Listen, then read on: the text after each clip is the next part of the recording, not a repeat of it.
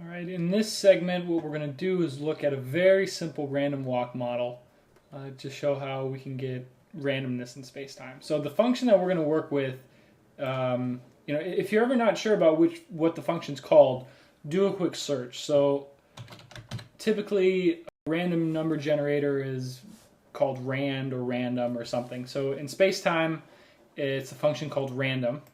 And let's just kind of take a look and see what it does. So probably does what we expect, right? So random number between 2 and 5. Okay, we get a floating point value between 2 and 5, and it's presumably uniform, as uniform as it can be. And let's say, for instance, we wanted a genuine integer value between 2 and 5. So the numbers 2, 3, 4, 5.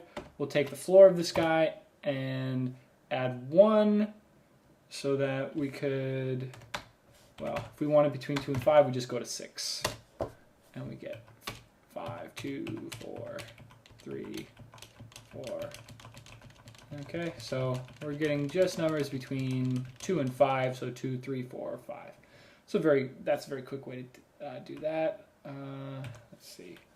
So let's do a random walk. So a random walk is basically a number of different ways to think about it. You can think about it as a person, say, going from here to here, or just going in the right direction, and they want to go up or down, depending on basically a coin flip.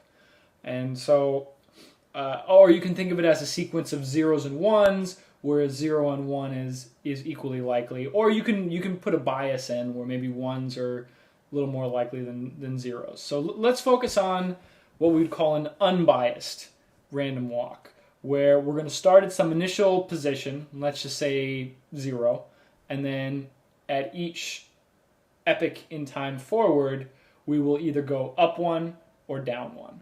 So what we're going to want to do is we're going to want to generate a random number between, say, 0 and 1, and say, okay, well, if it's bigger than 0.5, we'll go up. If it's less than 0.5, we'll go down. So you could also do, the floor of random 0, 2,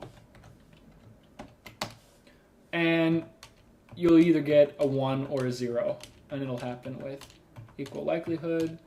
Right now I'm getting a lot of zeros. Okay, now I'm getting some 1s.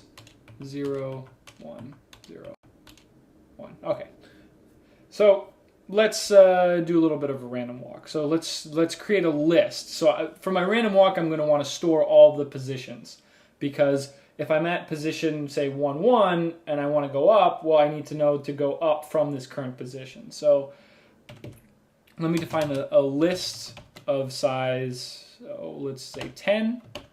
We'll set the first guy equal to 0, and then we'll loop I from, say, 2 to 10.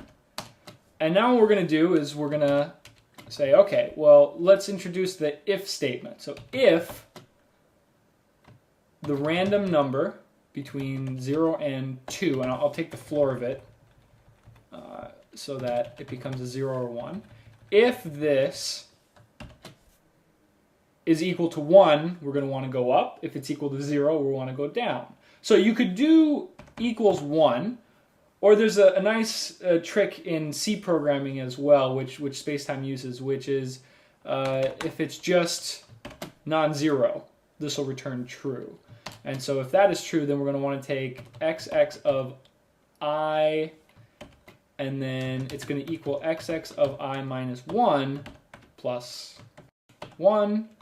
Else, we're going to want to let xx of I equal the previous guy minus 1. And we're going to want to end that statement, and then we're going to want to end that statement as well. And at the end, we're going to want to return the list xx. So hopefully I did that right. What do we get? Aha. And we get what we should get, which is, you're only going to ever go up 1 or down 1. And so we get a list where the numbers are either 1 up or 1 down from the previous entry. So this is nice. So we could do a list plot of this. if I do an apple enter on a list, then I get this. Or I could force it to be a list plot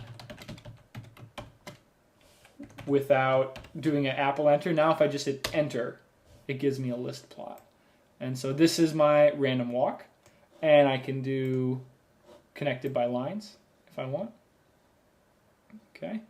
And so it's as simple as that. So we write a function like this, and it's very easy to kind of get started. So now what I want to do is kind of make it a bit more fun to play with. Okay. So if we just wanted a random walk for 10, 10 different spots, well, we got it. Okay. We went 10 epochs into the future. We're done. Okay, let's be a little more creative here. So we'll create a function called random walk. We're going to want to, let's assume its initial position is 0. We won't worry about that, but let's give it another parameter n, which is how many epochs we want it to go through. So what I can do is I can go back up to the code I wrote up here, and if I want to copy and paste this entire cell, not just the line, but the entire cell, if I do an Apple Shift C, and on a PC it's a Control Shift C, then what I've got the entire thing in the clipboard. So if I just do an Apple V, I get it all back. And now I'm going to change this to be a list of size n, and then I want to do this from I equals 2 to n, and then everything else should work exactly the same. Now if I do random walk of, say, 10, I get a list back of size 10. If I do of size 100, boom, I get a list back of size 100. If I want to plot this, it's as simple as doing just an apple enter, and then I can connect the dots. I can do a double click to get it up, and this is my random walk. Okay, so now some of the cool things you can do is use the scroll function. So the scroll function takes a variable. Let's give it a variable, say n, and we want the minimum to be, let's say 5, and the maximum to be 100. And we want the step to be 1. Integer values, which it does by default, so we don't have to worry about the step. So then let's change it to a random walk with n. So if we hit enter, it's stuck on list plot. So I zoomed over quite a bit. So now there's only 5 points, and there they are. Now if I increase n, okay, what it's doing is it's creating a new random walk at each time I do this. Okay, so really, intuitively, what we would want with the function like this is for it to build off of the current chain. But in order to do that, you'd have to input the current list as a parameter, and then output a new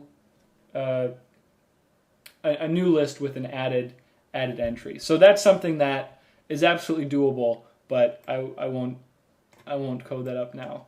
So you gotta expand it out like that, and you can get a list of size n. So one of the things you can do is do a zoom.